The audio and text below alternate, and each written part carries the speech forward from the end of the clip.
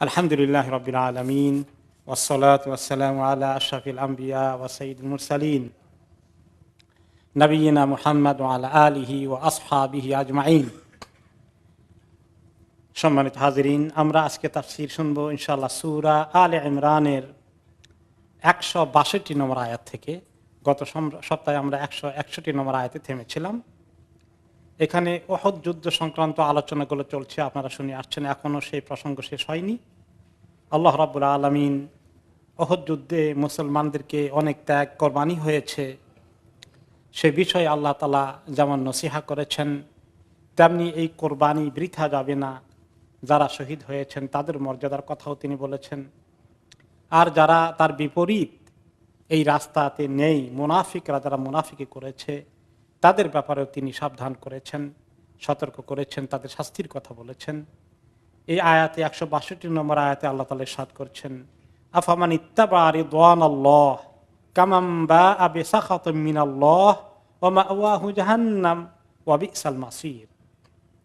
সেই ব্যক্তি কি ওই ব্যক্তির মতো যে ব্যক্তি আল্লাহ তাআলার সন্তুষ্টির রাস্তা অবলম্বন করে, যে রাস্তায় চললে আল্লাহ তাআলা খুশি হবেন, এই পথে যে চলে তার কথা, তার জীবন, তার অবস্থা।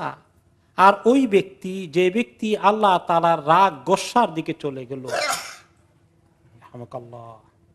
এরা কি একরকম? প্রশ্নই আসে না। যে ব্যক্তি আল্লাহর সন্তুষ্টির রাস্তায় যায় তার জীবনের কত কামিয়াবি, তার জীবনের কত কল্যাণে ভরপুর। আর যে ব্যক্তি আল্লাহ তাআলার অসন্তুষ্টির রাস্তায় চলে তার জীবনে কত অশান্তি, কত কষ্ট, কত মুসিবত, এবং তার জন্য কত ক্ষতি অপেক্ষা করছে। কারণ ওয়া মাওয়াহু জাহান্নাম, তার ঠিকানা হচ্ছে জাহান্নাম। জাহান্নামে যে চলে যাবে কনফার্ম, তার অবস্থা আর যে জাহান্নাম থেকে বেঁচে গেল, দুইজনের অবস্থা কি সমান? কখনো নয়। সূরা হাশরে আল্লাহ তাআলা সেই কথাই বলেছেন, লা ইয়াস্তাউই আসহাবুন নারি ওয়া আসহাবুল জান্নাহ আসহাবুল জান্নাতি হুমুল ফাইজুন। যারা জাহান্নামের সাথী হবে, যারা জাহান্নামে যাবে তারা, আর যারা জান্নাতে যাবে তারা কি কখনো একরকম হয়? তারা কি বরাবর? প্রশ্নই আসে না। কারণ যারা জান্নাতে যাবে তারা তো হচ্ছে বড় কামিয়াব মানুষ, তারা হচ্ছে অত্যন্ত কামিয়াব। এরকম যারা গোমরাহিতে আছে আর যারা হিদায়াতে আছে তারাও একরকম নয়। অন্য আয়াতে আল্লাহ তাআলা ইরশাদ করেন, আফামান ইয়ালামু আন্নামা উনজিলা ইলাইকা মির রাব্বিকাল হক কামান হুয়া আমা। ওই ব্যক্তি যে জানে আপনার কাছে যে যা নাজিল হয়েছে আপনার রবের কাছ থেকে তা হক, এই কোরআন, আপনার ওয়াহি, আপনার প্রতি নাজিল হওয়া, আপনার নবুয়ত, এগুলোকে যারা জানতে পেরেছে যে এগুলো হক, এগুলোকে বিশ্বাস করেছে তারা, আর যারা অন্ধ হয়ে আছে তারা কি একরকম? আল্লাহ তাআলা বলছেন ওরা অন্ধ। যারা এই হককে মিস করেছে, কোরআনের দিকে আসেনি, কুফরির মধ্যে রয়েছে, তারা অন্ধ। আল্লাহ তাআলা বলছেন চোখ থাকা পরেও তারা অন্ধ।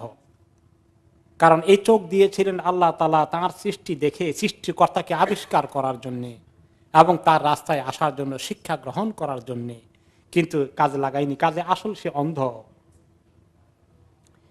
আরেকটি আয়াত আল্লাহ তাআলা বলেছেন, আফামান ওয়াদনাহু ওয়াদান হাসানা ফাহুয়া লাকিহ কামান মাত্তানাহু মাতাআল হায়াতিদ দুনিয়া। ওই ব্যক্তি যাকে আমি খুব সুন্দর ওয়াদা করেছি। আল্লাহ তাআলা কি সুন্দর ওয়াদা করেছেন? তোমরা যদি নেক আমল করো, ঈমানদার হও, ওয়া আমালে সালিহাত করো, তাহলে আল্লাহর কাছে তোমাদের জন্য কি আছে? জান্নাতুন তাজরি মিন তাহতিহাল আনহার। এই ওয়াদা করেছি আমি তাদের কাছে। এই ওয়াদাকে তারা বিশ্বাস করেছে, সেই তরিকায় তারা আমল করেছে তারা। আর যারা মাত্তানাহু মাতাআল হায়াতিদ দুনিয়া, যাদেরকে দুনিয়ার জীবনের আকর্ষণই খালি দিলাম, এটার পিছনেই ছুটলো, আখিরাতের কোনো খবর তাদের নেই, তারা কি বরাবর হতে পারে? কখনো নয়। আল্লাহ রাব্বুল আলামিন এই পার্থক্য করেছেন যে তাদের মধ্যে অনেক আকাশ জমিনের পার্থক্য। কাজেই আপনি যদি মুমিন হন, সত্যিকারভাবে জান্নাত চান, আপনার জীবন, আপনার তরিকা, আপনার চলাফেরা, আপনার বাড়িঘর, আপনার সংসার, আপনার ছেলেমেয়ের লালন পালন, তারবিয়ত প্রদান, কেউ দুনিয়াদারের মতো হবে? যদি আপনি সেরকম হয়ে যান তাহলে আপনি কিসের ইমানদার হলেন? এই জন্য ইমানদারদের সবকিছু হবে মানে তাদের জীবন হবে ব্যতিক্রম ধর্মী। সমাজের আর 10 জনের মতো তাদের জীবন নয়। সমাজের আর 10 জন তাদের একরকম, আর তারা আরেক রকম, উল্টা দিকে চলছে সমাজের স্রোত, একদিকে টানে আর আপনি আরেক দিকে যাবেন। এক্সাম্পল, বিয়ে শাদীর এটা আমরা পড়াইলাম, খুব সুন্দর পরিবেশ হয়। আর অলিমার মধ্যে গেলে কি হয়?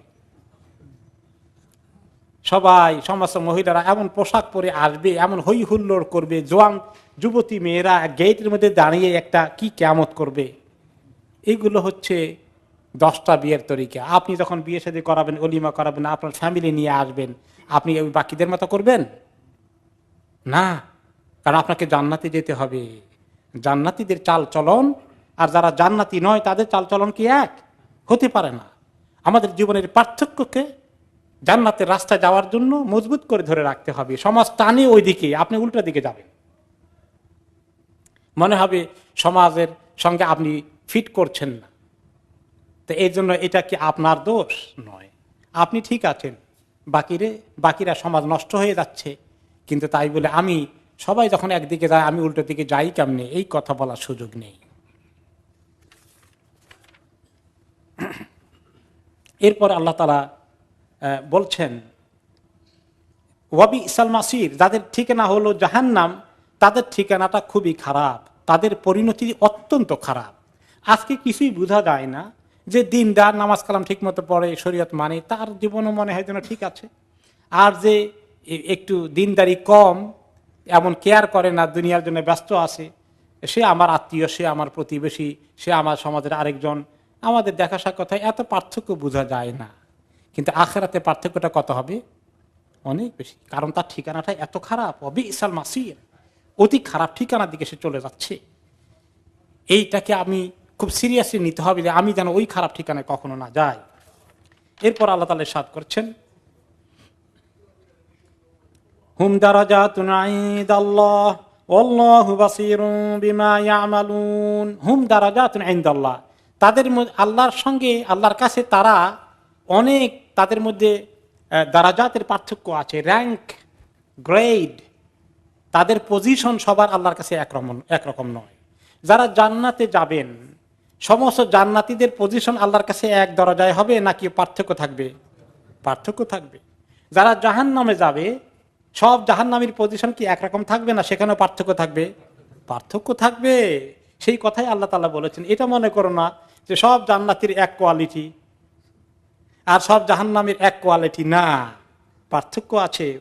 ইমাম হাসানুল বসরি রাহমাতুল্লাহ আলাইহি আয়াতে তাফসীরে বলেছেন, ইয়ানি আহলুল খাইর ও আহলুল শাররি দারাজাত, খায়ের ওয়ালারা, যারা হকপন্থী, দ্বীনপন্থী, তাদের মধ্যেও আমলের ক্ষেত্রে, ইবাদতের ক্ষেত্রে, কোরবানির ক্ষেত্রে, সিরিয়াসনেসের ক্ষেত্রে ব্যবধান আছে।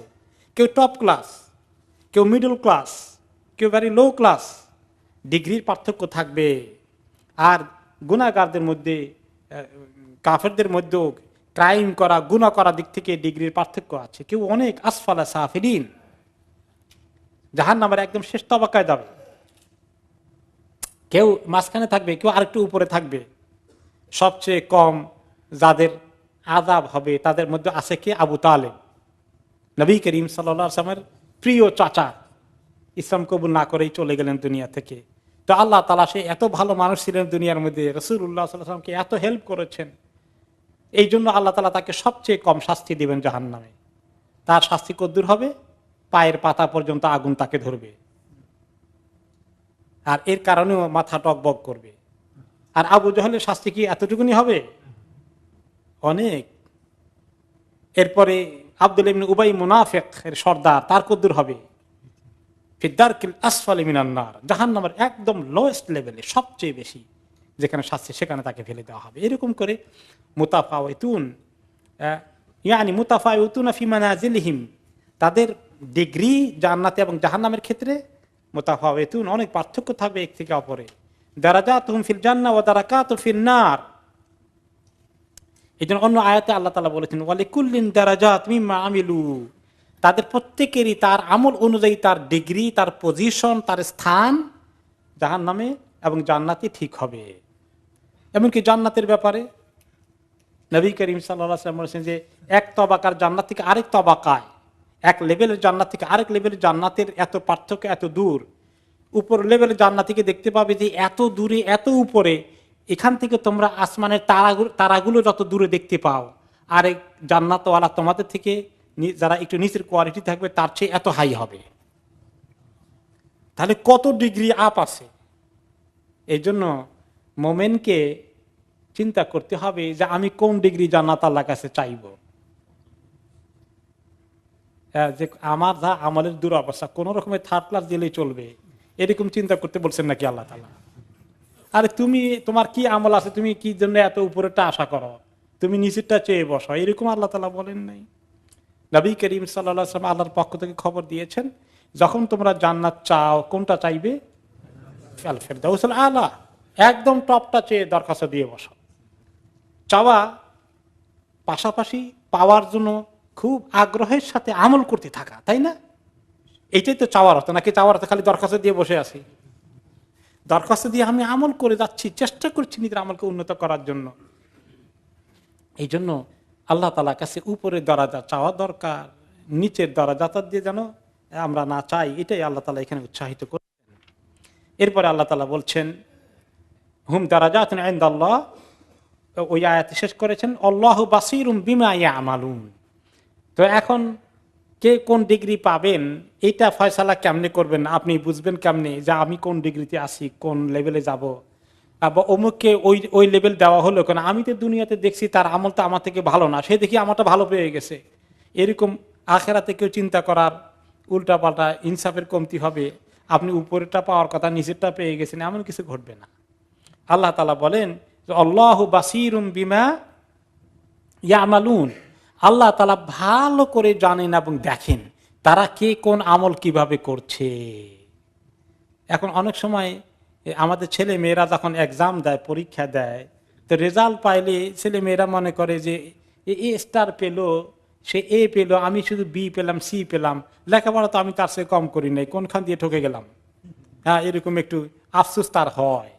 কিন্তু হইতে পারে এখানে সে খেয়াল করেন, বা টিচারও কোনো কোনো কারণে মার্কের একটু বেশ কম হয়ে যেতে পারে। মানুষের মধ্যে তো এত ইনসাফ কায়েম করার মতো এত পারে না মানুষ, তাই না?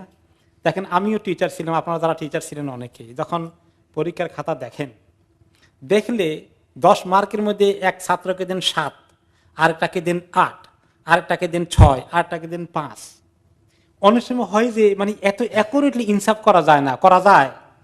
আমি টিচার ছিলাম, আমি জানি মার্কিং করার সময় এত পারি না, হয়তো সেম স্ট্যান্ডার্ডে একজনকে 6 দিয়েছি, আরেকজনকে 7 দিয়ে ফেলেছি, কারণ আমার জাজমেন্টের মধ্যে এত অ্যাকুরেটলি পারি নাই।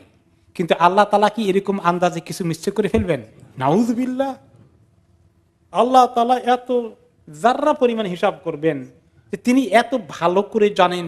কেউ ওয়া আনতুম লা তুজলামুন, তোমাদের কারো প্রতি সামান্য জুলুম করা হবে না, একেবারে যাররা পরিমাণ জুলুম করা হবে না। আল্লাহু বাসীরুম বিমা ইয়ামালুন, তারা কি করে আল্লাহ সব জানেন, সব দেখেন। কাজেই তোমরা আখিরাতে যদি ঠকে যাও, পাস না করতে পারো, তুমি আর কাউকে দোষ দিও না, নিজেকেই দোষ দাও, এখন থেকে নিজেকে তৈরি করো। লাকাদ মান্নাল্লাহু আলাল মুমিনিনা ইয বাআসা ফীহিম রাসূলাম মিন আনফুসিহিম ইয়াতলু আলাইহিম আয়াতিহি ওয়া ইউযাক্কিহিম ওয়া ইউআল্লিমুহুমুল কিতাবা ওয়াল হিকমাহ ওয়া ইন কানু মিন ক্বাবলু লাফী দালালিম মুবিন।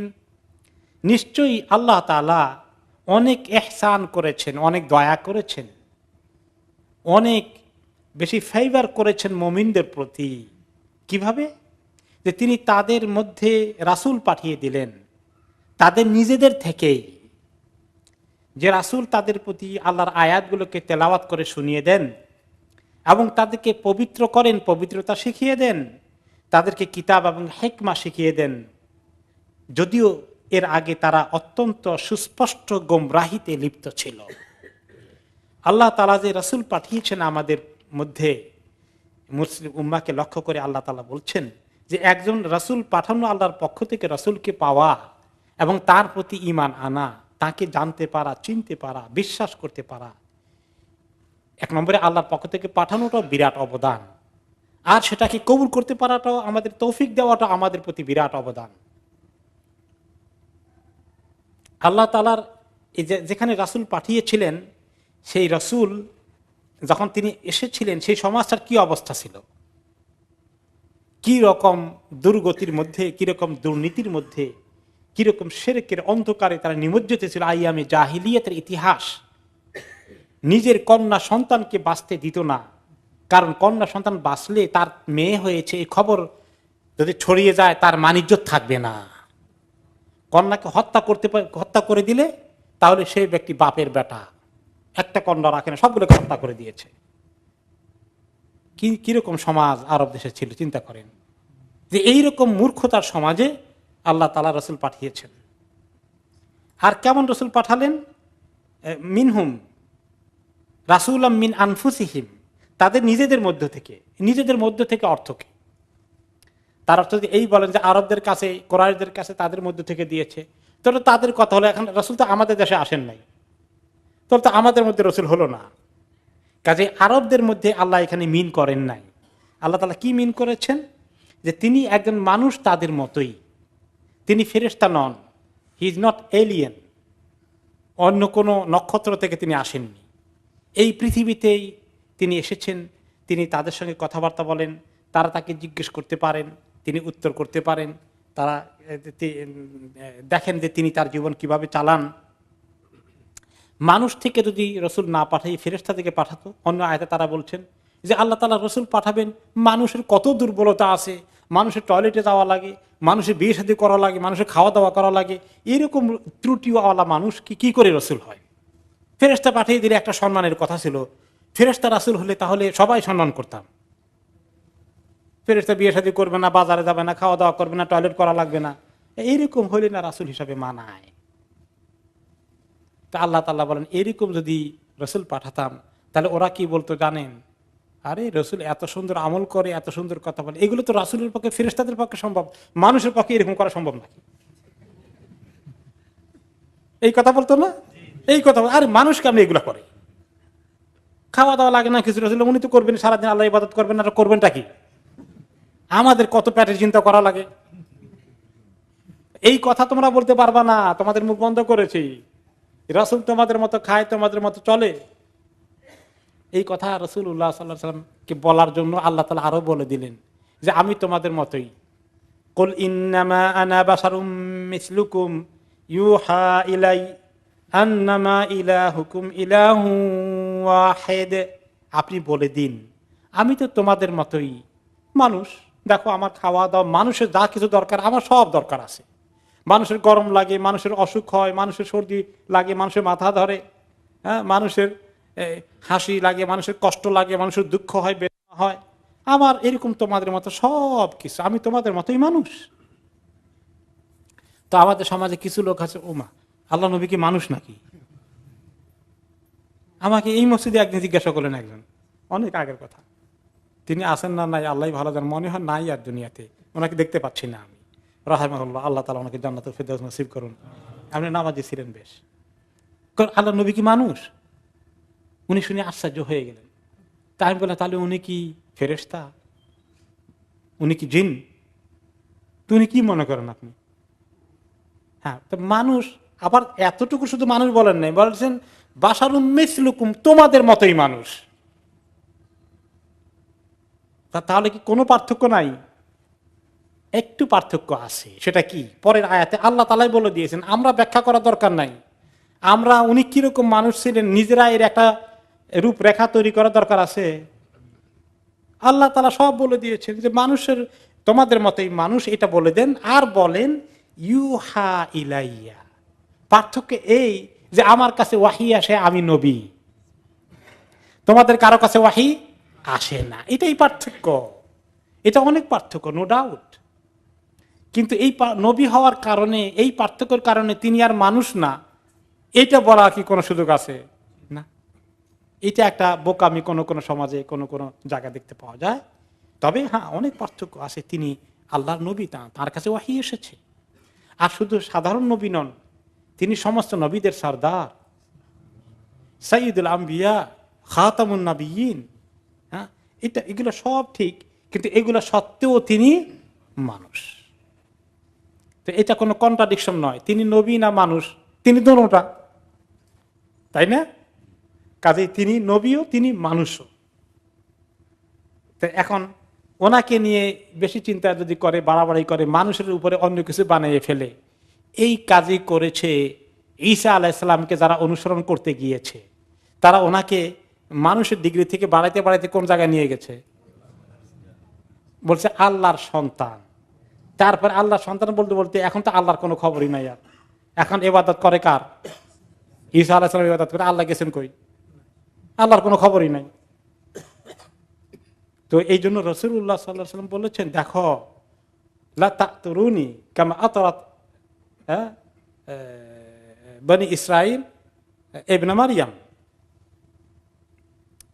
আও আন-নাসারা ইবনে মারইয়াম, তোমরা আমাকে এরকম বাড়াবাড়ি করো না যেভাবে নাসারারা, খ্রিস্টানরা তাদের নবীকে নিয়ে, মরিয়ম আলাইহিস সালামের ছেলেকে নিয়ে বাড়াবাড়ি করতে করতে কোন জায়গায় পৌঁছে দিয়েছে?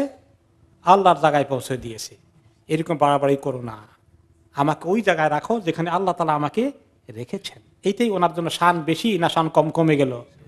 এটাই সঠিক শান। আল্লাহ নবীকে সম্মান বেশি দেখাইতে গিয়ে যদি ওনাকে ওই জায়গায় পৌঁছে দেয়, তাহলে তো ওনাকে আরো অসম্মানিত করা হলো, ওনাকে আরো মর্যাদা থেকে বঞ্চিত করা হলো। তা আসল জিনিস হচ্ছে, আপনাকে কেন পাঠিয়েছি? এই খবর দেওয়ার জন্য, আন্নামা ইলাহুকুম ইলাহুন ওয়াহিদ, যে তোমাদের ইলাহ একমাত্র তিনি, যিনি এক। ইবাদত করতে হবে কার? আল্লাহ, লা ইলাহা ইল্লাল্লাহ। এখানে ইবাদতের সামান্য অংশ মুহাম্মদ সাল্লাল্লাহু আলাইহি ওয়াসাল্লামকে দেওয়া যাবে নাকি? যে অল্প একটু ওনাকে দেই, নাউযুবিল্লাহ, তাহলে কি হবে? শিরক হয়ে যাবে। এটাই হচ্ছে এই ইসলাম। আর এইখানে যদি গন্ডগোল লেগে যায়, তাহলে শিরক ঢুকে যায়, ইসলাম আর থাকে না। সেখানে চলে আসে কুফর, সেখানে চলে আসে শিরক। আর যেটাই অন্যান্য নবীর অনুসারীরা নবীর অনুসরণ করতে গিয়ে কুফর আর শিরকের মধ্যে চলে গেল, তাওহীদকে মিস করে ফেলল। ইলাহু ওয়াহিদ, এক ইলাহ। এই ওয়াহিদ থেকে তাওহীদ, সেম রুট, মূল ধাতু ওয়াহাদাল, সেখান থেকে ওয়াহিদ, সেখান থেকে তাওহীদ। এক আল্লাহকে এরকম মানা, এই হচ্ছে তাওহীদ। এটাই আল্লাহ তাআলা এই ইসলামের মূল জিনিস হিসাবে দিয়েছেন। এই জন্য এখানে যদি কোনো গন্ডগোল লেগে যায়, তাওহীদের মধ্যে গন্ডগোল থাকে, তাহলে তার কাছে আর ইসলাম থাকে না। আল্লাহ তাআলা বলেন, ওমা আরসালনা ক্বাবলাকা মিনাল মুরসালিনা ইল্লা আন্নাহুম লা ইয়াকুলুনাত তাআম ওয়া ইয়ামশুনা ফিল আসওয়াক। ওই যে তারা বলল রাসূল হবে, তো তিনি ফেরেশতা হওয়ার কথা, মানুষ কেমনে রাসূল হয়? তো আল্লাহ তাআলা বলছেন, হে নবী, তারা এই কথা বলে, আমি আপনার আগে যত নবী পাঠিয়েছি সবাইকে আমি এমন করে পাঠিয়েছি যে তারাও খাওয়া দাওয়া করত এবং বাজারে যাওয়া আসা করেছে। তারা বলতো, মা লিহাদার রাসূল ইয়ামশি ফিল আসওয়াক, কেমন নবী হলেন, খাওয়া দাওয়া করেন, বাজারেও যান, এই লোক কেমন নবী হয়? তো এই কথা তারা বিশ্বাস করতে চাইতো না। নবী হতে হলে এমন কিছু হবে যে সমাজের সাধারণ জীবন যাপন নয়, সে অসাধারণ কিছু হয়ে যাবে না। আপনার আগে যত নবী রাসূল এসেছে সবাই এরকম করে মানুষের মতোই সংসার জীবন, বাজারে যাওয়া, খাওয়া দাওয়া করা সব করেছে, কাজে আপনি এর বাইরে যাবেন কিভাবে? আপনিও তো মানুষ। অন্য আয়াতে আল্লাহ তাআলা বলেছেন, ওয়ামা আরসালনা মিন ক্বাবলিকা ইল্লা রিজালান নূহি ইলাইহিম মিন আহলিল কুরা। আপনার আগে যত নবী রাসূল পাঠিয়েছি সবাই মানুষ ছিল। রিজাল, রিজালের এক বচন হচ্ছে রাজুল। রাজুল অর্থ মানুষ, রাজুল অর্থ পুরুষও হয়। তো এখানে দুইটাই, মানুষই নবী হয়েছেন আর পুরুষরাই নবী হয়েছেন। কোন মহিলা নবীর খবর জানেন নাকি আপনারা? না। রিজালান মানুষ, পুরুষ। নূহি ইলাইহিম, তাদের কাছে ওহী পাঠিয়েছি। মিন আহলিল কুরা, বিভিন্ন জনপদ থেকে বাছাই করে করে পুরুষ এবং মানুষকে আমি এই নবী হিসাবে অ্যাপয়েন্টমেন্ট দিয়েছি। এই নবী এসেছেন, এখন নবী তো আসলেন, নবী এসে কি কাজ করলেন? ওনার ডিউটি কি? ইয়াতলু আলাইহিম আয়াতি, তিনি তাদের কাছে আল্লাহ তাআলার আয়াতগুলো পড়ে পড়ে শোনান, আল্লাহ তাআলা আয়াতগুলোকে ঠিক মতো পৌঁছিয়ে দেন। আল্লাহ তাআলা ওয়াহী তো সমস্ত সাহাবীদের কাছে পাঠিয়ে দেন না, ওয়াহী কার কাছে আসে? রাসূলুল্লাহ সাল্লাল্লাহু আলাইহি ওয়াসাল্লামের কাছে আসে। এই আয়াত ঠিক মতো, কোরআন ঠিক মতো পৌঁছে দেওয়া ওনার দায়িত্ব। আল্লাহ শরীয়তের পক্ষ থেকে সবগুলো কথা বলে দেওয়া। শুধু কোরআন নয়, কোরআনের পাশাপাশি কোরআনের ব্যাখ্যা, কোরআনের পরিপূরক আরো কিছু ব্যাখ্যা দিতে দরকার হয়, সেই জন্য আল্লাহ তাআলা ওনাকে হাদিসও দিয়েছেন। দুইটাই ওয়াহী, এগুলো সব তিনি উম্মতকে পৌঁছেই দেন। তিনি পৌঁছে দিয়েছেন ঠিক মতো না দেননি? পৌঁছে দিয়েছেন। আরাফাতের ময়দানে বিদায় হজে তিনি কি বলেছেন? লক্ষাধিক সাহাবীর সামনে যখন খুতবা দিয়েছেন, তিনি বলেন, হেই উম্মাহ, আলা হাল বাল্লাগতু, আমি কি আল্লাহর পক্ষ থেকে ওয়াহী পৌঁছানোর দায়িত্ব কি আমি পালন করেছি? 3 বার করে বললেন, আলা হাল বাল্লাগতু। সমস্ত উম্মত বললেন, ইয়া রাসূলুল্লাহ, আপনি পৌঁছিয়েছেন।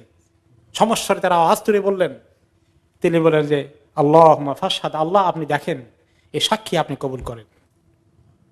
এই জন্য খুতবার মধ্যে আমরা অনেক সময় ইমামরা পড়েন, তিনি এই দায়িত্ব ঠিকমতো পালন করেছেন, উম্মত সাক্ষী দেন।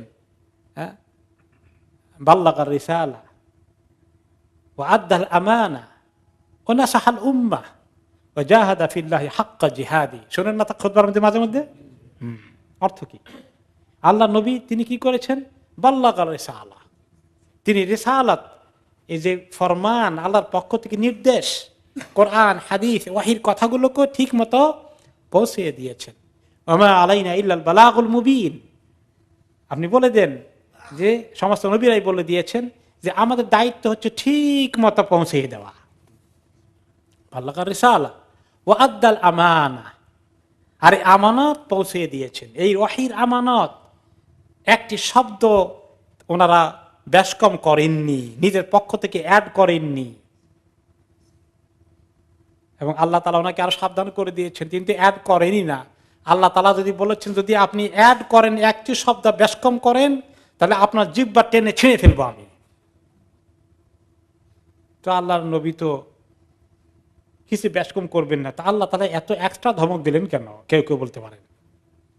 এই জন্য ওই কাফেররা বলতো, আরে কি ওয়াহী নিজে বানায় আর বলে আল্লাহ নাজিল করেছে। তো এই আয়াত নাজিল করে দিয়ে আল্লাহ তাআলা বলেছেন, যদি শুধু আয়াত নিজে বানিয়ে বলা নয়, একটা শব্দ হেরফের করে, একটা হরফের বেশকম করে, তোমরা কি মনে করছো আমি তার জিহ্বা টেনে ছিঁড়ে ফেলবো? যদিও রাসূলুল্লাহ সাল্লাল্লাহু আলাইহি ওয়াসাল্লাম এই আয়াত নাজিল হওয়ার আগেও তিনি সতর্ক ছিলেন, পরেও তিনি সতর্ক ছিলেন, যাতে আমানতদারের সাথে পৌঁছাই দিতে পারেন। তিনি সতর্ক কেমন ছিলেন? যেন একটা শব্দ মিস্টেক না হয়ে যায়। জিবরিল আলাইহিস সালাম যখন তেলাওয়াত করেন ওয়াহী, তিনি কি করেন? ওনার সঙ্গে সঙ্গে পড়েন, জিহ্বা দিয়ে এরকম উচ্চারণ করতে থাকেন, কি জানি একটা শব্দ বেশকম হয়ে যায় কিনা, ভুলে যান কিনা, মুছে যায় কিনা। খুব তিনি টেনশনে আছেন, আর সঙ্গে সঙ্গে উচ্চারণ করতেছেন। উচ্চারণ করতে গেলে আবার নেক্সটটা শোনার ক্ষেত্রে ওনার ডিস্টার্ব হয়ে যায়, খুব পেরেশানিতে আছেন তিনি। তো আল্লাহ তাআলা বলেন, লা তুহাররিক বিহি লিসানাকা লিতা'দালা বিহি ইন্না আলাইনা জামাআহু ওয়া কুরআনা। আল্লাহ তাআলা ওনার পেরেশানিকে থামানোর জন্য বলেন, হে মুহাম্মদ শোনেন, আপনি খালি মনোযোগ দিয়ে শুনেন, আপনার জিহ্বা নাড়িয়ে নাড়িয়ে মানে সঙ্গে সঙ্গে ওনার সঙ্গে উচ্চারণ করার কোনো দরকার নাই। আমি দায়িত্ব নিলাম কোরআনকে আপনার জন্য জমা করে রাখবো, এবং ঠিক মতো আপনি কোরআন একদম আগা থেকে শেষ পর্যন্ত পুরোটা পড়তে পারবেন। এরপরে রাসূলুল্লাহ সাল্লাল্লাহু আলাইহি ওয়াসাল্লাম একটু স্বস্তির সাথে, একটু রিল্যাক্সড হইতে ওয়াহীকে রিসিভ করেছেন। তার আগে তিনি খুব টেনশনে ছিলেন, কি জানি একটা বেশকম হয়ে যায় কিনা। এইভাবে তিনি উম্মতকে বাল্লাগার রিসালা পৌঁছে দিয়েছেন, আদ্দাল আমানা, আমানতকে পৌঁছে দিয়েছেন, ওয়া নাসাহাল উম্মাহ, আর উম্মতকে কোন বিষয়ে কল্যাণ হবে তাদের সেটা বলার ক্ষেত্রে কোনো ত্রুটি করেন নাই। যে এই জিনিস তোমাদের কাজে লাগবে, এটা ভালো, এটার ফজিলত আছে, আর যে জিনিস উম্মতের ক্ষতি হবে সেটা বলার ক্ষেত্রে তিনি কখনো হেজিটেট করেননি, কোনো জিনিস বাদ দেননি। অনাসাহাল উম্মাহ, উম্মতের কল্যাণ কোথায় হবে তার জন্য তিনি জান দিয়ে চেষ্টা করেছেন উম্মতকে বোঝানোর জন্য। ওয়াজাহাদা ফিল্লাহি হাক্কা জিহাদি, যে পরিমাণ প্রচেষ্টা সংগ্রাম করতে হয় আল্লাহর রাস্তায়, তিনি তার হক আদায় করে আল্লাহ রাস্তায় সংগ্রাম করেছেন এবং তার ডিউটি পালন করেছেন।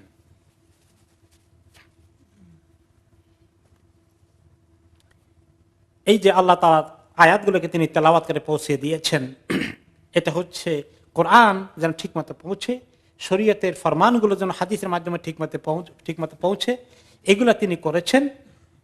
এছাড়াও তিনি আরো কাজ করেছেন। আল্লাহ তাআলা ওনার কয়েকটি ডিউটি বললেন। এক নম্বর হলো আয়াতিহি, ইয়াতলু আলাইহিম আয়াতি, আয়াত তেলাওয়াত করে দেওয়া, পৌঁছে দেওয়া। 2 নম্বর হচ্ছে ইউজাক্কিহিম। ইউজাক্কির অর্থ হচ্ছে তাজকিয়া করা, মানে পরিশুদ্ধ করা, পবিত্রতা শেখানো। এখানে তিনি তাদেরকে ইয়ামুরুহুম বিল মারুফ ওয়া ইয়ানহাহুম আনিল মুনকার, যত খারাপ কাজ আছে সবগুলা থেকে তাদেরকে তিনি দূরে সরিয়ে এনেছেন, উম্মতকে নসিহা করেছেন। আর যত ভালো কাজ আছে সবগুলো তাদেরকে শিখিয়ে দিয়েছেন।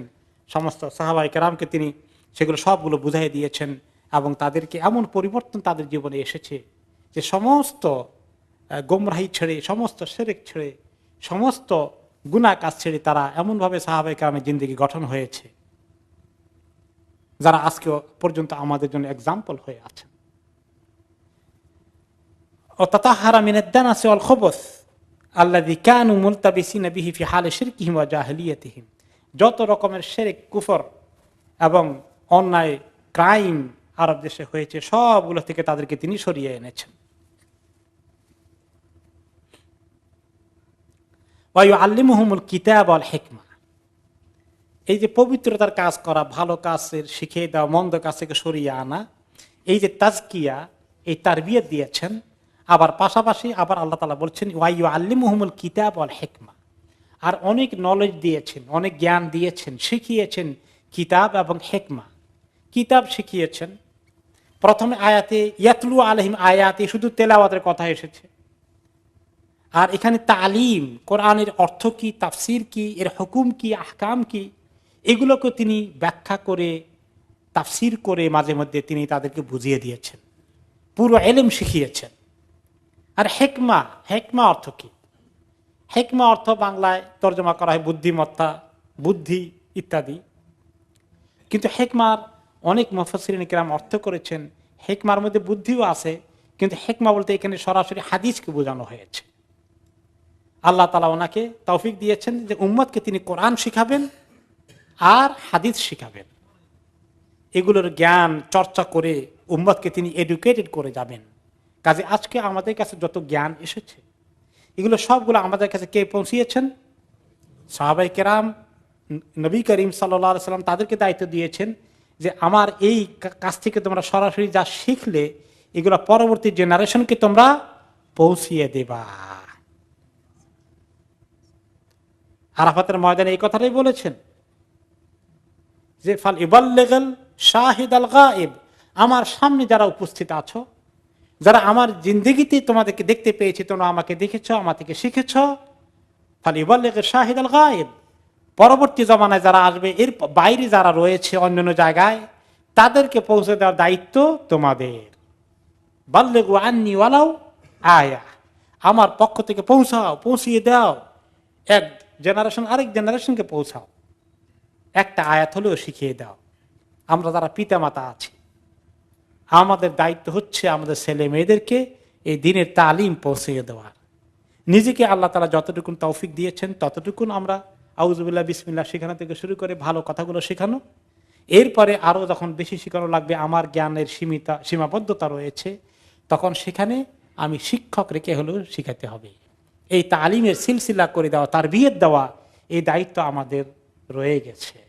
এই কাজ তিনি করেছেন এবং আমাদেরকে এই কাজ করতে হবে। আল্লিমুহুমুল কিতাব ওয়াল হিকমার তাফসীর হচ্ছে ইয়ানি আল কোরআন ওয়াস সুন্নাহ, কোরআন সুন্নাহ, কোরআন হাদিসের জ্ঞান তিনি শিখিয়েছেন, যেই জ্ঞান আজকে আমাদেরকে শিখতে হবে। আমরা আমাদের মধ্যে অনেকে শিক্ষিত আছেন, এডুকেটেড আছেন, বিভিন্ন ডিগ্রিধারী আছেন, কিন্তু আমরা যেভাবে ডিগ্রির গুরুত্ব দিয়েছি, জ্ঞানের গুরুত্ব দিয়েছি, সেই তরিকায় আমরা কোরআন হাদিসের জ্ঞান শেখার গুরুত্ব কি দিয়েছি? আজকে না গতকালকে ভুলে গিয়েছি, আমার কাছে একটা পরামর্শের জন্য বা একটা আলোচনার জন্য আসলেন একজন নাম বলবো না, যাতে করে আপনারা কারো আত্মীয় স্বজন হলে চিনতে না পারেন, বা যাদের রিলেভেন্ট পিপল আছেন তাদেরও কোনো টেনশন না হয়। একটা ফ্যামিলিতে একটা ছেলে খুব এডুকেটেড হয়েছে, অনেক এডুকেটেড হয়েছে, অনেক টাকা রুজি করছে মাশাআল্লাহ। পিতা মাতা তাকে ভালো স্কুলে পড়ানোর জন্য অনেক পয়সা খরচ করে তাকে টপ ক্লাস রেজাল্ট করানোর জন্য খুব জান দিয়ে চেষ্টা করেছে, এবং তাই হয়েছে। এখন ছেলে অনেক টাকা রোজগার করে দিচ্ছে, কিন্তু ছেলের কি হচ্ছে এখন, এখন ছেলে আর কারোর সঙ্গে মিশে টিশে না, তারপরে মা বাবা ভাই বোন কারোর সঙ্গে কথাবার্তা পছন্দ করে না, বয়স হয়েছে বিয়ে করিয়ে দিয়েছে, বউর সঙ্গেও তার তেমন কোনো মিশা টিশা নাই, এবং সে বলতেছে তার নিজের রুমে দরজা বন্ধ করে থাকে, শুধু একটাই কথা, লিভ মি অ্যালোন, আমাকে একা থাকতে দাও। এখন পিতা মাতা দুশ্চিন্তায় পড়ে গেছে যে এই ছেলের কি হলো, কি হলো, তার কি উপায়, এরকম হলো কেন। পিতা মাতার এত পেরেশানি ছিল, টপ ক্লাস রেজাল্ট করবে আর টপ ক্লাস জব করবে আর good amount of money salary নিয়ে আসবে, এটা তারা পেয়ে গেছে। এখন ছেলের কি পরিণতি হচ্ছে, কোন দিকে যাবে। এবং কিছুদিন আগে আপনারা জানেন পত্রিকায় এসেছে, এটা আর গোপন কিছু না, এটা বলা যায় যে এই দেশে একটি শহরের মধ্যে এরকম একটা ছেলে অনেক লেখাপড়া করে বেশ বড় জব করে এত অল্প বয়সে অনেক ইনকাম করে ফেলেছে, 2-3টা বাড়ি কিনে ফেলেছে, এত পয়সা পেয়েছে। ছেলের বিয়ে হচ্ছে, আগামীকালকে বিয়ে হবে, রাত্রে ছেলে বাথরুমে গিয়ে নিজেকে কিল করে ফেলেছে, আত্মহত্যা করে ফেলেছে। কেউ পড়েছেন মনে আছে এই খবরটা? পড়েছেন? হ্যাঁ, কে কেউ পড়েছেন? আমি পড়েছি, বোধহয় গত বছরের ঘটনা, তাই না? বা 6 মাস থেকে 1 বছর হবে। তাহলে এই যে সন্তানদেরকে, ছেলে মেয়েদেরকে কোরআন হাদিসের জ্ঞান দিতে হবে, এর গুরুত্ব কত। আর দুনিয়াতে খুব টপ ক্লাস করবে, দুইটারই গুরুত্ব আছে, দুইটার গুরুত্ব কি সমান? সুবহানাল্লাহ। কারো কারো কাছে সমান তো নাই, বরঞ্চ দুনিয়াদারি ডিগ্রিটার গুরুত্ব অনেক বেশি, আর দিনের আলিফ বা তাসা শিখা এটারও একটু গুরুত্ব আছে, খুব হালকা। আর কারো কাছে তো মোটেই নেই। যার কাছে মোটেই নাই তার কপাল কেমন ভালো, চিন্তা করে দেখেন। আর যে মনে করে হ্যাঁ এটার গুরুত্ব আছে, তবে এটা 2 নম্বর, আসল হচ্ছে দুনিয়াদারি 1 নম্বর, সেটা কেমন ভালো, এটাও চিন্তা করেন। আর যেটা যে দোনোটাকে বরাবর মনে করে, সমান মনে করে, এটার ব্যাপারে আপনাদের ধারণা কি? এটা ঠিক আছে? হ্যাঁ হ্যাঁ, থ্যাংক ইউ। যে মনে করে এটা দরকার আছে ঠিকই, কিন্তু এটা 2 নম্বর, 1 নম্বর কোনটা? দিন, দিন, দিনের তালিম, এটা 1 নম্বর। এই 1 নম্বর যারা মনে করতে পেরেছেন, সেই তরিকায় পেরেশান আছেন, আপনাদের কিসমত ভালো, আল্লাহ কবুল করুন। যারা এর নিচে নেমে গেছে যে কোনো লেভেলে, তারা ক্ষতিগ্রস্ত হওয়ার প্রচুর সম্ভাবনা রয়েছে, আল্লাহ তাআলা হেফাজত করুন। তাহলে রাসূলের ডিউটি হচ্ছে আল্লিমুহুমুল কিতাব আল হিকমা, 1 নম্বর কোরআনের পেগাম পৌঁছে দেওয়া, 2 নম্বরে মানুষের জীবনে পবিত্রতা নিয়ে আসা, পাক পবিত্র করা। এই পাক পবিত্র করা শুধু জ্ঞান দিয়ে ছেড়ে দিলে হবে না, তাজকিয়াটা ভেরি প্র্যাকটিক্যাল জিনিস। 3 নম্বর হচ্ছে কোরআন হাদিসের ব্যাপক জ্ঞান ঢুকাই দেওয়া। তিনি তিনটাই করেছেন, আল্লাহর ওহী পৌঁছে দিয়েছেন। এই জন্য ছোটকালে, মানে বাচ্চাদেরকে প্রথম বয়সে, যখন তাদের বয়স কম, তখন তাদেরকে আমরা সূরা মুখস্থ করাই, ঠিক কিনা? সূরার অর্থ কি তখন বুঝে? তখন বুঝে না, কিন্তু তখন ওই ইয়াতলু আলাইহিম আয়াতিহির কাজ হয়ে যায়। সে এখন না, এখন সময় হয় না, একটু পরে বুঝবে। সূরা ফাতিহা মুখস্থ করো বাবা, কুল হুয়াল্লাহু আহাদ মুখস্থ করো, আত্তাহিয়াত মুখস্থ করো, কিন্তু পরে এগুলো বুঝাইতে হবে। এখন ওই মুখস্থ করে কাজ চলতেছে। তাহলে প্রাথমিক কাজটা এখন হলো কি, ওই ইয়াতলু আলাইহিম আয়াতি সূরা কারাত মুখস্থ করতেছে বাচ্চারা। এরপরে ইজাক্কিহিম, বাচ্চাদেরকে আমলের দিকে নিয়ে আসতে হবে, সৎ চরিত্র কেমনি গঠন করবে, গুনার জিনিস থেকে কিভাবে দূরে থাকবে, আমলি জিন্দিগিতে কিছু কিছু এখন নামাজ পড়ানোর দিকে নিয়ে আসতে হবে, মিথ্যা কথা যাতে না বলে, এগুলো খেয়াল রাখতে হবে। 3 নম্বর হচ্ছে যখন আর একটু বড় হবে, এখন ভালো করে কোরআন হাদিসের জ্ঞান আরো বেশি করে দিতে হবে, তারা যেন সূরাগুলোর অর্থ বুঝে।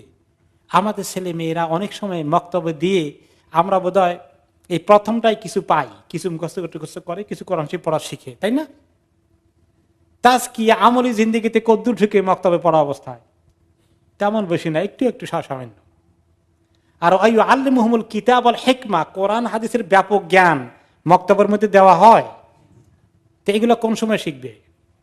দেখা গেল মক্তব থেকে পাশ করার পরে তার ইসলামিক জ্ঞান কমপ্লিট হয়ে গেছে, আর নাই, ছেলে মেয়ে জ্ঞান এখানেই শেষ হয়ে গেছে। পিতা মাতা মনে করে এই তো আমি তাকে 6-7 বছরের বয়সে বক্তব্য দিয়েছি, 10-12 বছরে নিয়ে আসা হয়ে গেছে, ইসলামিক এডুকেশন কমপ্লিট, গ্রাজুয়েশন হয়ে গেছে, এখন তার অন্যান্য ডিগ্রি করে। তারপরে হয় কি, আল্লিমুহুমুল কিতাব ওয়াল হিকমা, এই কাজটা আর হয় না।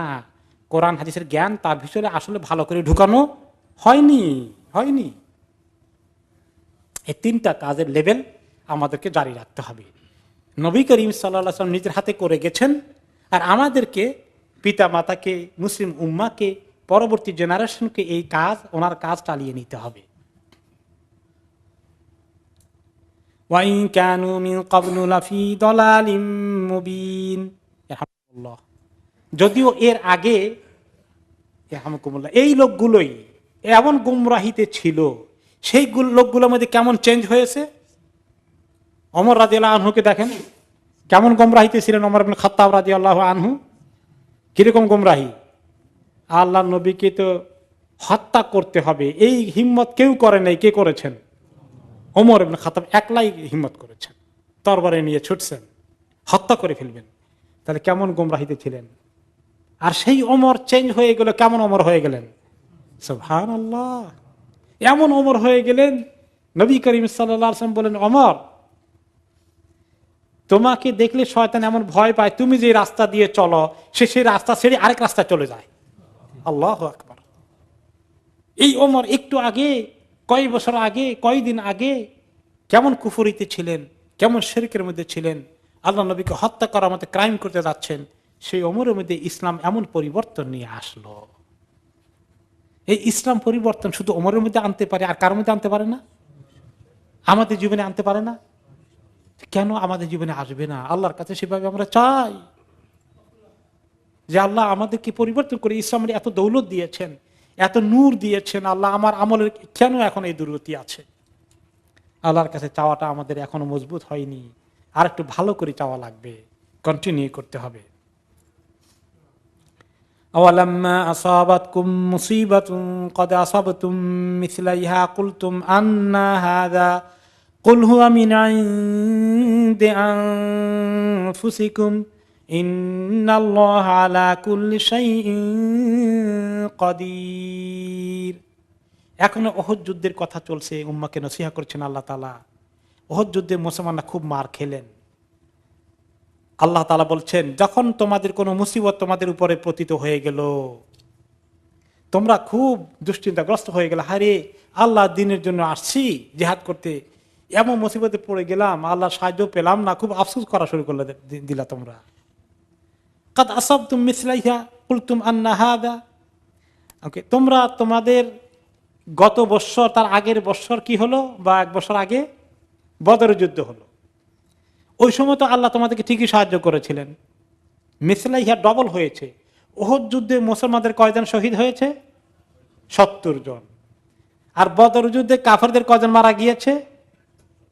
সেম নাম্বার, 70 জন। আর কতজন বড় বড় লিডার সব বন্দী হয়েছে? 70 জন। আল্লাহ তাআলা বলেন যে ওহদ যুদ্ধে তোমাদের 70 জন শাহাদাত অর্জন করেছে, এর ডবল তোমাদের ফায়দা হয়েছিল বদর যুদ্ধে। তো তাদের 70 জনকে তোমরা হত্যা করেছো, বাকি 70 জনকে বন্দী করেছো। তো আমি কি তোমাদেরকে বদর যুদ্ধ দেইনি?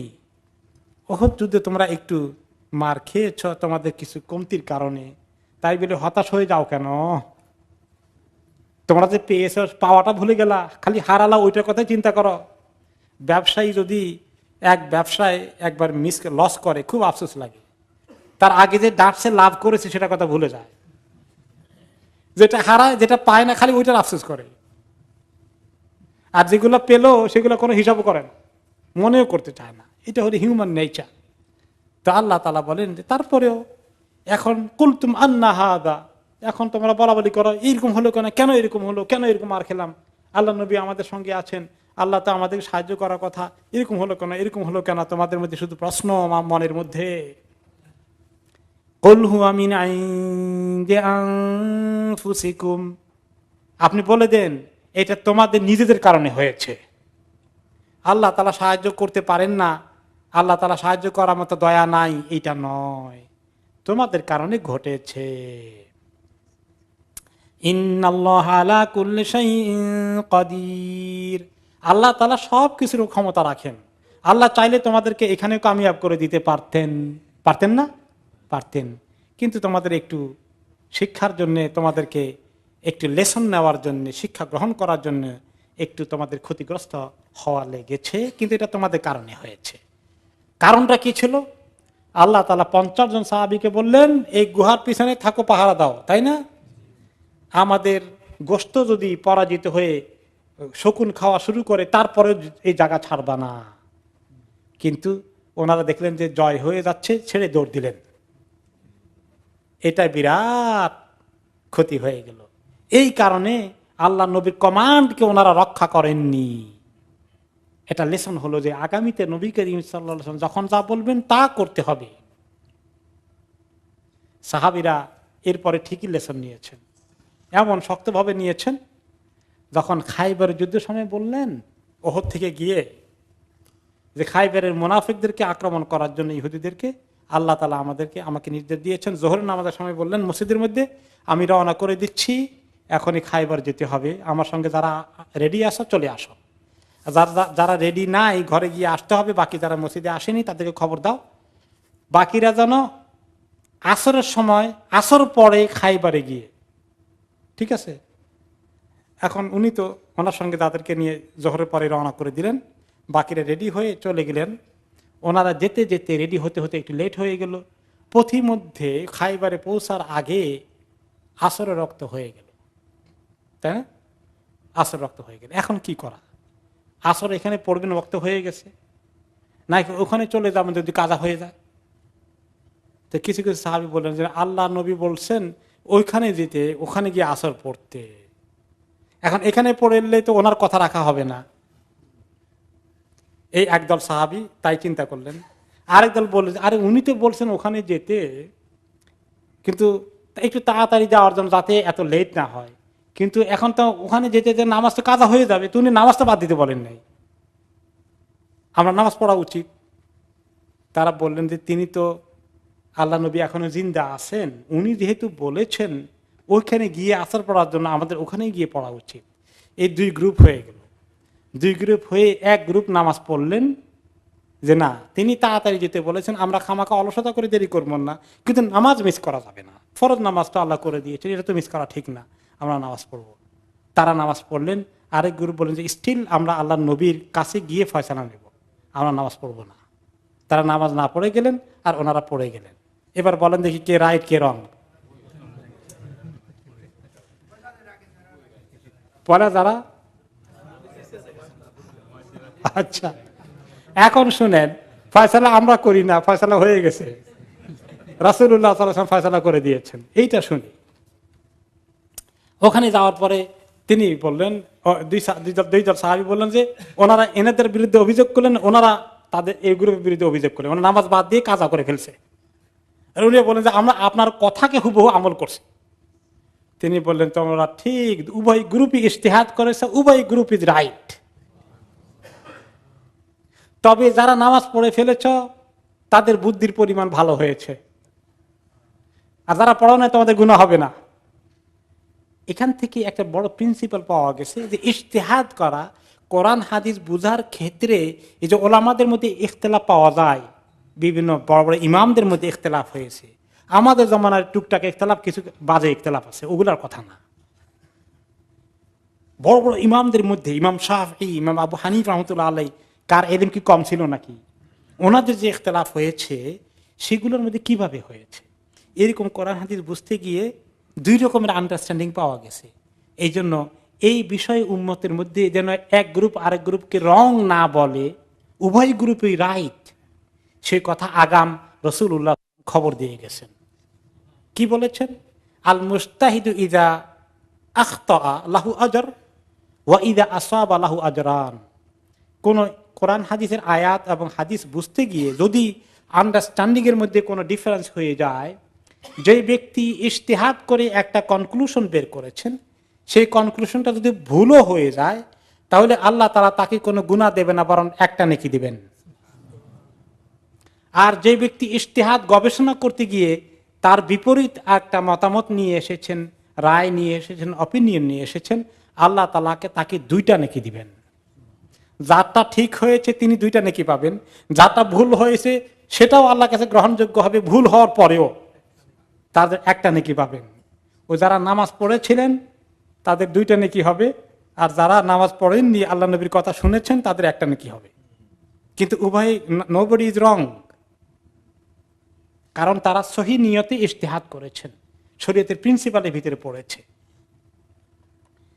তার অর্থে এই নয় যে এখন কেউ যদি ভুল ব্যাখ্যা করে তাহলেও তার 1টা নেকি হবে, নাউজুবিল্লাহ। ভুল ব্যাখ্যার কোনো সুযোগ নাই, কারণ বর্তমান জমানায় ইজতিহাদ করতে হলে নবী করিম সাল্লাল্লাহু আলাইহি ওয়াসাল্লাম জীবদ্দশায় সাহাবাদেরকে দিয়ে এই সমস্ত ওলামায়ে মুজতাহিদিন ইজতিহাদ করে কতগুলো প্রিন্সিপাল রেখে গেছেন, এইগুলোর ভিতরে পড়তে হবে। কেমন? এইগুলোর মধ্যে পড়তে হবে, এইগুলোর একটার মধ্যে পড়লে আপনি রাইট আছে। মনে করেন রফল ইয়াদাইন করেন কেউ কেউ, তাই না? সব রুকুতে যাওয়ার আগে পরে হাদিসে এসেছে, আবার রফল ইয়াদাইন না করার হাদিসও এসেছে। এখন কোন গ্রুপ সহি, কোন গ্রুপ রাইট? দোনোটাই রাইট। আপনার রাইট আছে, আরেক গ্রুপে হাত তোলো কেন, হাত ভাঙি ফেলবো, নাউজুবিল্লাহ। কিছু কিছু মানুষ এরকমও আছে, সীমালঙ্ঘন করে। এটা বলে কবিরা গুনাহ হয়ে যাবে। হি ইজ রাইট, আপনিও রাইট, আপনি হাত তুলতেছেন না। কিন্তু কেউ যদি বলে যে না, ওইখানেও তোলার দরকার নাই, আর এখানে রাখার দরকার নেই, মাঝখানে এর দূর করো, এই 3 নম্বরটা সুযোগ আছে নাই, তাহলে শরীয়তের ফর্মুলার ভিতরে পড়তে হবে, তাহলে আর কোনো অসুবিধা নাই। দেখ, আমাদের মূল পয়েন্ট ছিল কি, যে সাহাবায়ে কেরাম রাসূলুল্লাহ সাল্লাল্লাহু আলাইহি ওয়াসাল্লামকে মানার ক্ষেত্রে উহুদ যুদ্ধ থেকে শিক্ষা নিলেন এমন ভাবে যে এক গ্রুপ অফ সাহাবা আসর পর্যন্ত কাজা করে ফেলেছেন, তিনি বলেছেন ওখানে গিয়ে আসর পড়ার জন্য এত শক্তভাবে আমল করেছেন। এই স্পিরিটটাকে আল্লাহ পছন্দ করেছেন। এই তাদের ভুল হলেও এটার মধ্যে অনেক খায়ের ছিল, কারণ তাদের আল্লাহ নবীকে মানার জন্য এইরকম তাদের মধ্যে জজবা, চেতনা কাজ করেছে, হুইচ ইজ ভেরি পজিটিভ। এই জন্য সাবধান, কোনো কথা যদি আপনি হাদিসের খেলাফ বলে ফেলেন, আরে শোনেন আর রাখেন আপনার ওই হাদিস, আমরা হাদিস বহুত আগে শুনছি, এরকম কেউ যদি বলে তাহলে তার কি উপায় হবে? আমি আরো আগে বলেছি, আরেকদিন বোধহয়, যে একবার অনেক আগের কথা, বিয়ে পড়ানোর পরে তো এক মুরব্বী দেখিতে সোনার আংটি হাতের মধ্যে ঢুকিয়ে দিচ্ছে, দামাদের হাতের মধ্যে। আমি বললাম, মুরব্বী আংটিটা আপনি রাখেন, ওনার হাতে দিয়ে দেন, আঙ্গুলে ঢুকাবেন না, কারণ এটা কবিরা গুনাহ, এভাবে পুরুষ মানুষ তার জন্য হারাম সোনার আংটি দেওয়া। আরে আপনি কোথেকে নতুন হাদিস নিয়ে আসেন, সারা জীবন দেখলেন এগুলো মানুষের দেয়, কি উপায় হবে বলেন? এই জন্য আপনি যখন যেটা আমাদের দেশে দেখেন, সমাজে দেখেন, দেখে আসছেন, কিন্তু কোরআন এবং হাদিসের মধ্যে আপনি নতুন করে পাওয়া যাচ্ছে, আপনি এটাকে রিজেক্ট করলে, প্রত্যাখ্যান করলে, আপনি এটাকে ফেলে দিলে, এর বিরুদ্ধে প্রতিবাদ করলে আপনার মহা ক্ষতি হয়ে যাবে, সর্বনাশ হয়ে যাবে। সাহাবায়ে কেরাম আল্লাহ তাদেরকে শিক্ষা দিলেন যে তোমাদের কারণে ঘটেছে, তোমরা কেন আল্লাহ নবীর কথাকে তখন অমান্য করেছিলে উহুদ যুদ্ধের সময়। তবে আল্লাহ চাইলে কিন্তু তোমাদেরকে তখনও বিজয় দিতে পারতেন। ইন্নাল্লাহ আলা কুল্লি শাইইন কাদির, সব কিছুর উপর আল্লাহর ক্ষমতা আছে। ওনারা কথা না শুনলেও আল্লাহ বিজয় দিতে পারতেন না? পারতেন। তো আল্লাহ তাআলা বিজয় দিলেন না কেন? আরেকটু ব্যাখ্যা করছেন আল্লাহ তাআলা, ওমা আসাবাকুম ইয়াওমাল তাকাল জামাআনি ফাবিইযনিল্লাহ ওয়া লিয়ালামাল মুমিনিন। আল্লাহ তোমাদের ওই যেদিন 2 গ্রুপের মোকাবেলা হয়, লড়াই হয়, যুদ্ধ হয়, সেদিন তোমাদের যা কিছু ঘটে গেছে তোমাদের জীবনে, তোমাদের উপরে যে মুসিবত এসেছে, তোমরা পরাজিত হয়ে গেছ বা তোমাদের ক্ষতিগ্রস্ত হয়েছে, এটা আল্লাহর হুকুমে হয়েছে। ফাবিইযনিল্লাহ, আল্লাহর হুকুম না থাকলে হতো না। এখন আপনি চেষ্টা করলেন অনেক কিছু করার জন্য, কিন্তু পারলেন না। এখন কাকে দোষ দেবেন? অমুকে দোষ দেন, তমুকে দোষ দেন, নিজের কপালে জুতা দিয়ে পিটান, কিছু লাভ নাই, কোনো লাভ নাই। কিছু আছে আল্লাহর হুকুম, কোনো কিছু ঘটে গেলে আমরা এখন কি বলতে হবে? আল্লাহর হুকুমে যেটা ছিল হয়ে গেছে। এই জন্য সুন্দর একটা কথা আছে, কাদ্দারাল্লাহু ওয়া মা শাআ ফাআল। আল্লাহর যা কিছু ফয়সালা ছিল, তিনি যা চেয়েছেন তাই ঘটে গেছে। আমি এটা নিয়ে আর বেশি আফসোস করে লাভ নেই। লাভ আছে? যেটা ঘটে গেছে ঘটে গেছে, আফসোস করো না। আর যাদের ওদেরকে দোষের কারণ ওদেরকে দায়ী করে বেচারাদেরকে সমালোচনাও করো না। সব এই দিন এখন বলে দাও আল্লাহর হুকুমে হয়ে গেছে, এটা আর কিছু করার নেই। এই জন্য অনেক সময় কাজ কারবারে, ব্যবসা বাণিজ্যে, বিভিন্ন পারিবারিক ডিসিশনের ক্ষেত্রে, অনেক কিছুর ক্ষেত্রে দেখা গেল একটা সিদ্ধান্ত নিয়েছেন, সিদ্ধান্তটা ভুল হয়ে গেছে। লাভ হওয়ার যে কথা ছিল ক্ষতি হয়ে গেছে, হ্যাঁ, সোজা হওয়ার কথা ছিল উল্টো হয়ে গেছে।